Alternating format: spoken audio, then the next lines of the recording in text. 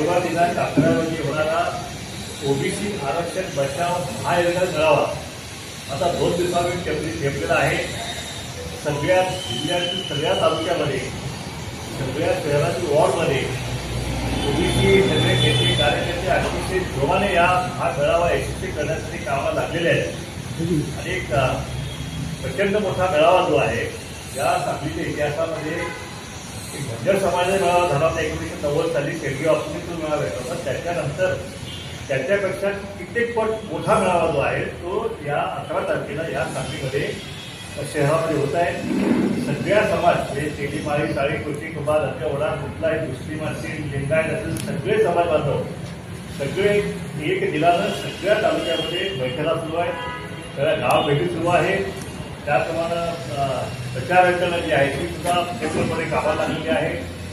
सांगली जिल्ह्यातीलच नाही तर शेजारचे जिल्हे जे आहेत त्याची साधारणतः कोल्हापूर जिल्हा जो आहे राधानगरी असेल बुदरगड असेल कोरोली असेल त्या ठिकाणी शाहूगड वगैरे असेल कोल्हापूर शहर असेल इथून या सगळ्या तालुक्यातून कोल्हापूर इचलकरंजी तालुका असेल या सगळ्या तालुक्यातून मोठ्या संख्येने ओबीसी बांधव जे आहेत की ह्या मेळाव्याला या ठिकाणी येणार आहे। सोलापूर जिल्ह्यात सुद्धा मोठी तयारी झालेली आहे। सांगोल्याचं जवळपास 200 गाड्या ज्या आहेत त्या एकट्या सांगोले तालुक्यात येणार आहे।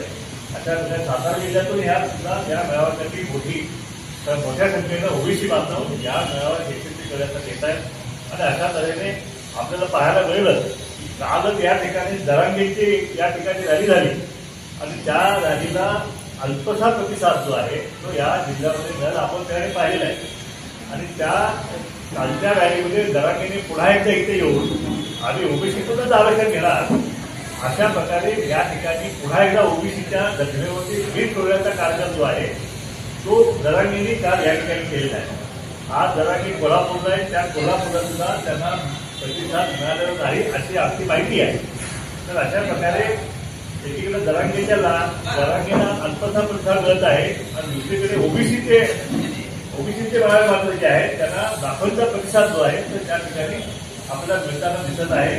आणि एकंदरीत या मेळाव्यासाठी आमचे नेते छगन भुजबळ साहेब मार्गदर्शन असणार आहेत। आमचे मुस्लिम समाजाचे नेते या ठिकाणी जायकवाड्याचे सगळीकडे खास मुंबईहून या मेळाव्याच्या तयारीसाठी शबीर अन्सारी या ठिकाणी मुस्लिम ओबीसीचे देशातील सगळ्यात मोठे नेते ते सुद्धा या मेळाव्यासाठी इथं खास मानून बसलेले आहेत। या ठिकाणी ओबीसी दलित भटकेमुक्त आलुतेदार मनुतेदार ही सगळी मंडळी जी आहे ही सगळी मंडळी पूर्ण ताकदीची त्या ठिकाणी उतरणार आहे।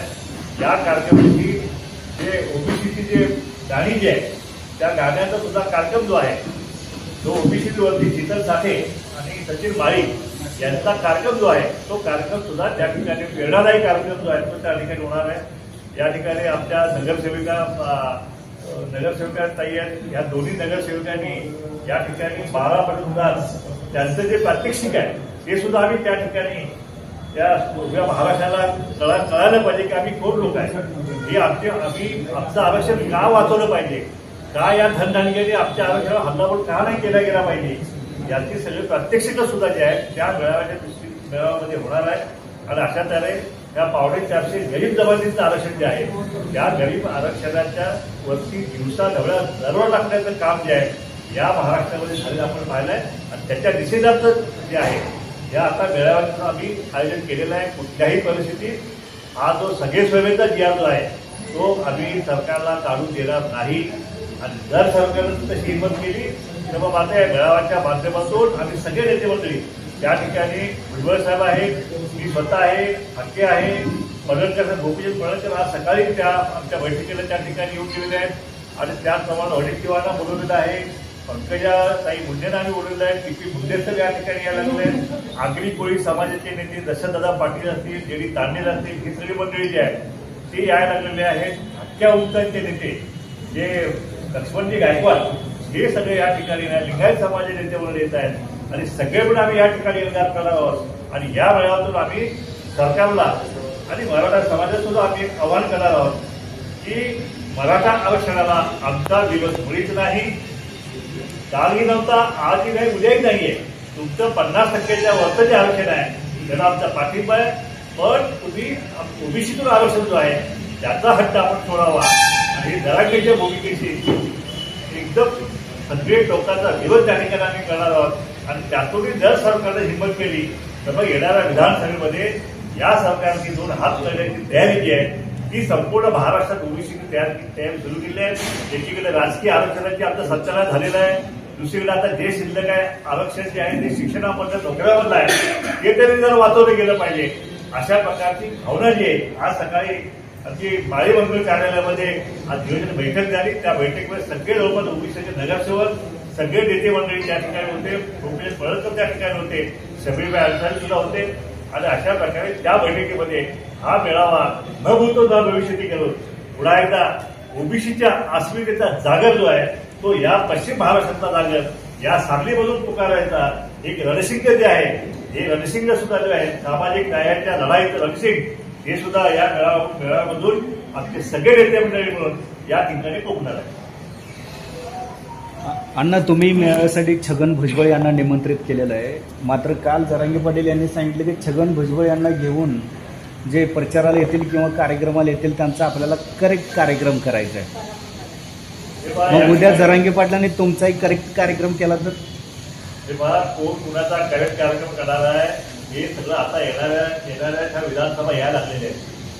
जर ओबीसी आरक्षणाला जो कोणी विरोध करेल त्याला पार्टनर ही जर भाषा होणार असेल तर तीच भाषा जी आहे त्याच भाषेत आम्हाला उत्तर त्या ठिकाणी द्यायला लागेल. आमचे आरक्षण जे आहे ते वाचवण्यासाठी आम्हाला कुठल्याही भूमिकेत आम्हाला जावं लागेल. कारण ही लढाई आता पक्षाच्या पलीकडे गेलेली आहे, ही आमच्या अस्मितेची लढाई, आमच्या मुलाबाळाच्या भविष्याची लढाई आहे. एक धनधारका समाज उठतो, 10 लाख गाड्या काय घेतो, त्या ठिकाणी 200 जेसीबी कोणत्यावरती लोक पाणी काय घेतो आणि अशा धनधारका समाज जो आहे या गरीब समाजाच्या आरक्षणावरती हल्लाबोल करण्यासाठी या महाराष्ट्रामध्ये निघत असेल तर आम्ही काही कमी नाही. आम्ही आमचंही आरक्षण जे आहे आपण जसं जरांगेचं झालं तसं हाकेचं आरक्षण सोड हाकेचं आरक्षण सुद्धा ओबीसीच्या वतीने त्या ठिकाणी झालेलं आहे. त्या ठिकाणी वाघवाड असतील, त्या ठिकाणी मंगेश ससाणे असतील, या ठिकाणी सांगलीमध्ये सुद्धा 2 तोडे 4 दिवस आपण उपोषण जे आहे त्या ठिकाणी केलेलं आहे. त्यामुळे आंदोलनामध्ये सुद्धा आम्ही कुठे कमी पडणार नाही. रस्त्यावरती राहायला चालू केलेले आहे. आता दूधच्या दूध पाणी का पाणी झाल्याशिवाय राहणार नाही. सरकारला सुद्धा कळू शकेल की ओबीसीच्या आरक्षणाला धक्का लावायची हिंमत हे कुठलाही सरकार जे आहे ते करू शकणार नाही. कारण जो ओबीसी के हित की बात करेगा वही इस राज्य में राज्य करेगा या भूमिकेशी सगळे समाज जे आहेत ते या ठिकाणी आले. त्यामध्ये मुस्लिम समाज असेल, दलित समाज असतील, लिंगायत समाज असतील, सगळे दलित बांधव असतील, एसबीसी असतील, सगळ्यांनी म्हणून आता जे आरक्षणवादी जे आहेत ते सगळे एकत्र येऊन या संकटाशी जे आहे ते सामना करून सरकारला सुद्धा जो आहे तो आम्ही घेराव घातल्याशिवाय राहणार नाही. काल जरांगे पाटील यांनी जी भूमिका जाहीर केली सातत्याने ते सरकारला कोंडीत पकडतात आणि सरकारला अल्टिमेटम देतात. तर एकंदरीत काय वाटतंय, सातत्याने अल्टिमेट दिला जातो, आता 13 तारखेपर्यंत आमच्या मागण्या मान्य करा, 29ला आम्ही मग आमची भूमिका जाहीर करतो, ते नेमकं काय चाललंय? जरांगेंच्या मागण्या ह्या प्रत्येक महिन्यामध्ये बदलत असतात. तिथे जे मराठा समाजात नोंदी सापडतील त्यांना आरक्षण द्या, त्यांना ओबीसी नोंद द्या, तुम्ही नोंदी करा आणि त्या छोट्या काय असतील म्हणून आम्ही त्याला विरोध केला होता. पण त्यानंतर त्यांच्या मागण्या बदल गेल्या. आधी निजाम सांगितलं, नंतर सरसकट मराठा, नंतर संपूर्ण महाराष्ट्रात, त्यानंतर पुन्हा सगळे स्वरेचा जिया, त्यानंतर गणगोल सगळे स्वरे असं प्रत्येक महिन्यात त्यांच्या मागण्या बदलत चाललेल्या आहेत. आता तर मागणी जर ऐकाल तुम्ही, आता ते 3 आरक्षण मागताय. 1 नाही 2 नाही, आता 3 आरक्षण पाहिजे. ते कुठले 3? एसीबीसी पण पाहिजे, ईडब्ल्यूएस पण पाहिजे आणि कुटुंबी दाखले पण पाहिजे. म्हणजे घटनेमध्ये काय हा ही घटना या घटनेचे राज्य आहे, घटनेनुसार एका समाजाला एकच राज्य मिळू शकतात. आता हे त्याचं सांगायचं पुढे मराठा समाजामध्ये काय विचारत आहेत की नाही, 3 आरक्षण तुम्ही मागताय आणि ह्या गरीब जमातीचं आरक्षण मागताय की नाही, ईडब्ल्यूएस आम्हाला दिलंच पाहिजे, ते रद्द करायचं नाही, एसीबीसी पण चालू ठेवा. तिकडे कुटुंबियांचे दाखले ते बोगस दाखले सगळे रद्द करण्यासाठी आधी कोर्टात याचिका दाखल केलेली आहे. जो 2004चा जो GR आहे तो कुणबी मराठा कुणबी जो आहे त्याला सुद्धा आम्ही न्यायालयाला आव्हान दिलेलं आहे. त्यामुळे ते सुद्धा आम्ही रद्द होणार नाही. हे जे बोगस दाखले दिलेले आहेत 50 लाख 57 लाख जे काय सांगताय ते सगळे दाखले जे आहेत ते सगळे दाखले रद्द करण्याची मागणी जी आहे आजच्या मेळाव्यामध्ये 11 तारखेच्या मेळाव्यात आम्ही करणार आहोत. आणि जर सरकारने 57 लाख जे बोगस कुणबी दाखले दिलेले आहेत ते रद्द नाही केले तर सरकारने सुद्धा जे आहे 2 हात करण्याची तयारी जी आहे ते ओबीसी बंद करायचं आहे. शेवटी आम्हाला आमच्या मुलाबाळांचं भविष्य जे आहे हे सुद्धा महत्वाचं आहे ना. आज मराठा समाजाला आरक्षण ईडब्ल्यूचं आरक्षण जे घटनात्मक आरक्षण आहे 8.5% आरक्षण त्यांनी घेतलंय. त्याच्याशिवाय 10% वेगळं आरक्षण जे आहे आता वेगळा कायदा करून तेही त्यांनी केलेलं आहे. एकीकडे ते म्हणतात की आम्ही मागासवर्गीय आहे, दुसरीकडे ईडब्ल्यूची ओपन कॅटेगरीतला आहे ते पण पाहिजे म्हणताय. म्हणजे त्याला काय सगळंच पाहिजे का? उद्या शेड्यूल कास्ट पण मागतील, उद्या शेड्यूल ट्राईब पण जरा मागतील. काय भरोसा नाही. त्यांच्या मागण्या प्रत्येक महिन्याला अशा मागण्या बदलत आहेत की जेणेकरून इथे काही खेळा पद्धती आरक्षणाची अशा प्रकारचं ज्या मागण्या आहेत त्यांना संपूर्ण ओबीसी समाजाचा विरोध आहे. आणि कुठल्याही प्रकारे 1% सुद्धा ओबीसी आरक्षण जे आहे आम्ही धक्का लागू देणार नाही. शेवटी राजकारणाच्या पलीकडे जाऊन काय निर्णय घ्यावे लागतील तर ते सुद्धा आम्ही करू. आणि हा ओबीसी जो आहे तो रस्त्यावरची लढाई, राजकीय लढाई आणि न्यायालयीन लढाई जी आहे ती पूर्ण तयारी जी आहे ती आम्ही करून ही लढाई जी आहे ती आम्ही जिंकल्याशिवाय राहणार. जरांगे पाटलांचं आंदोलन हे आरक्षणासाठी आहे का राजकारणासाठी आहे? नेमकं त्यांच्या मग असं कोण आहे की ते एवढं भूमिका घेतात? सुरुवातीला जरांगे साहेबांचं आंदोलन जे आहे ते मराठा समाजाला त्यातल्या गरीब मराठ्यांना आरक्षण देण्यासाठी असे एकत्र भूमिका होती. पण आता जे बघितलं तर आता त्यांची मागणी ती राजकारणाकडे चाललेली आहे.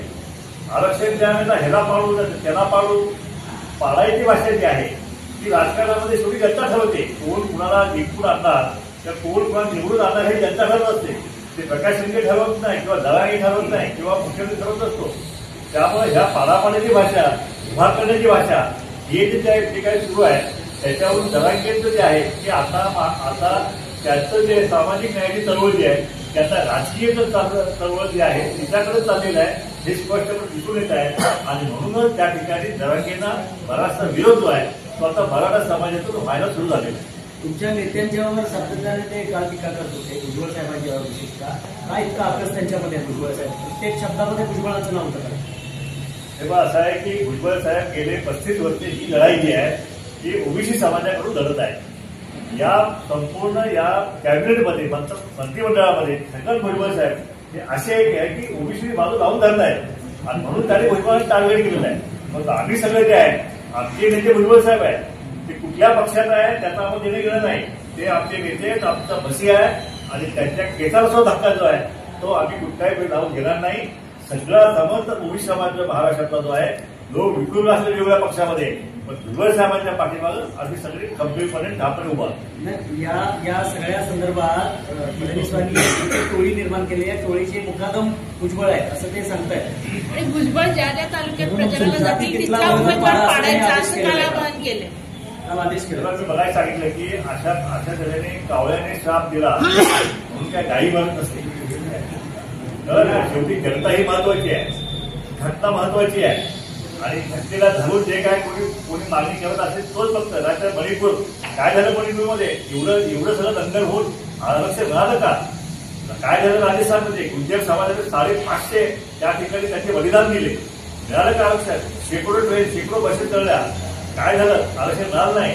बस जाळून किंवा रस्ते जाळून किंवा आमदारांची घरे पेटवून किंवा ओबीसीची घरे पेटवून हे आरक्षण मिळत नसतं. हे संविधानिक आरक्षण आहे. एक तर त्याला मागासवर्गीय आहे म्हणून म्हणावं लागेल किंवा मागासवर्गीय नाही म्हणून म्हणावं लागेल. हे दोनच रस्ते जे आहेत. कारण मागासवर्गीय व्हायचं म्हणलं तर मराठा समाजाला तेवढं सोपं नाही. आज आयोगाने त्यांना हा मराठा समाज मागासला नाही हे सिद्ध झालेलं आहे. सुप्रीम कोर्टामध्ये सुद्धा हा समाज मागासला नाही हे सिद्ध झालेलं आहे. पण तरी सुद्धा शासनाच्या माध्यमातून बॅकडोर एंट्री म्हणून हे कुणब्याचे दाखले करून घुसण्याच्या प्रकारचं सुरू आहे. त्याला मात्र ओबीसी हा पूर्ण लोकांचा विरोध करेल आणि ते त्यांचं जे ध्येय आहे ते आम्ही गाठून देणार नाही. आमचा 1% सुद्धा आरक्षणाला आम्ही धक्का लावून देणार नाही म्हणजे नाही. संविधान नियमाला धरून किंवा संविधानाला धरून मागणी करण्याऐवजी फोर्सफुली ताकद वापर करून आंदोलन केलं जाते असं वाटतं मला. हे जे आरक्षणाचं हे काय मराठा आरक्षणाची मागणी जी आहे की आम्हाला ओबीसीतच मिळालं पाहिजे ही मागणी फक्त दंडुकेशाही चालू आहे, दडपशाही चालू आहे, हुकुमशाहीवरती चालू आहे. त्या ठिकाणी त्यांचे आमदार झाले जास्त.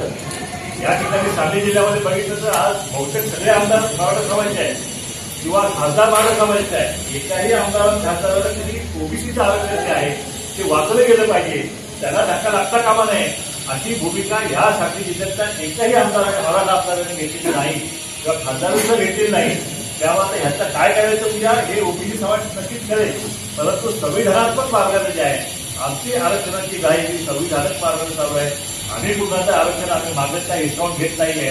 आणि त्यामुळं जे काय मराठा समाजाचं आरक्षण करायची आहे ती एका भरकटलेल्या स्थितीत आता गेलेली आहे असं म्हणायला हरकत नाहीये. कारण त्यांचं संविधानात्मक आरक्षण जे आहे ते घटना दुरुस्ती करून 50%च्या वरचं आरक्षण घेणं या एकमेव मार्ग आहे. नाहीतर ईडब्ल्यूएस जो आहे मराठा समाज गरीब समाजाला ईडब्ल्यूएसचा आरक्षणाचा मार्ग कालही मोकळा आहे, आजही मोकळा आहे आणि उद्याही असणार आहे. त्या ईडब्ल्यूएसचं आरक्षण त्यांना घेणं हे त्यांच्या समाजाच्या हिताचं 8.5% आरक्षण हे त्यांनी घेतलेलं आहे. पण जो मराठा कुणबी दाखला घेईल त्याचं ईडब्ल्यूएस आरक्षणाला तो मुकणार आहे. आणि प्रकाश आंबेडकर असं म्हणाले की कुणबी मराठा जे आहेत ते खरे ओबीसी नाही आहेत आणि दुसऱ्या बाजूला ओबीसींचं राजकीय आरक्षण जे आहे ते गेलेलं आहे. आत्ता मग ओबीसींनी काय केलं पाहिजे जर त्यांना राजकीय न्याय हवा असेल तर? किंवा ओबीसीच्या राजकीय आरक्षणाची भारतीय कमिशन त्या ठिकाणी नेमलं होतं. त्या ठिकाणी एम्पिरिकल डेटा जो आहे तो डेटा गोळा करण्यात आला आणि तो डेटा त्या ठिकाणी पुन्हा सादर करण्यात आला आणि त्याच्यामुळे हे सगळं राजकीय आरक्षणाची जे आहे सगळे पेंडिंग पडलेलं आहे. आज आमच्या महामंडळ मॅडम आहे याची टर्म संपून आता वर्ष व्हायला सगळे नरसेवक आहेत त्यांची टर्म संपून 1 वर्ष झालेलं आहे.